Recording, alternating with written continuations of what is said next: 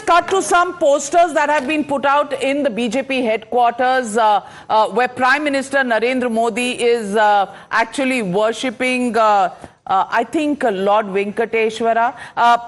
Going across to Pragya, who's joining us from BJP headquarters. Pragya, over to you. And there are the, we have all heard a debate about Sanatan Dharm Rao, but this is also a picture depicting Prime Minister Narendra Modi at the Ram Temple.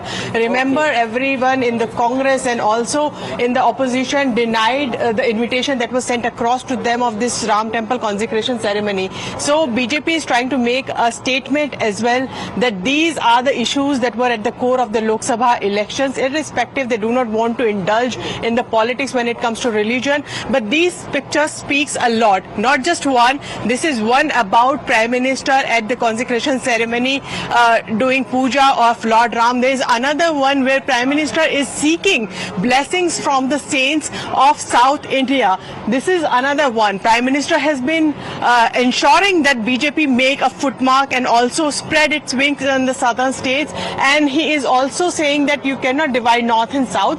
The third picture is of Badrinath Kedarnath, where Prime Minister is doing the puja in Uttarakhand. These speaks a lot about the core issues at the at the helm of 2024 elections, and also Prime Minister coming out in open and saying, we all have our faith, we are free to practice our faith. Absolutely. And this doesn't mean that we appease particular community, and that has been the charge of the Prime Minister on Congress and other opposition leaders, that do not indulge, because you indulge in appeasement politics, and because I have to say that out and open, it doesn't mean if I practice my religion, I do not respect other religion. I do that, but I do not do appeasement.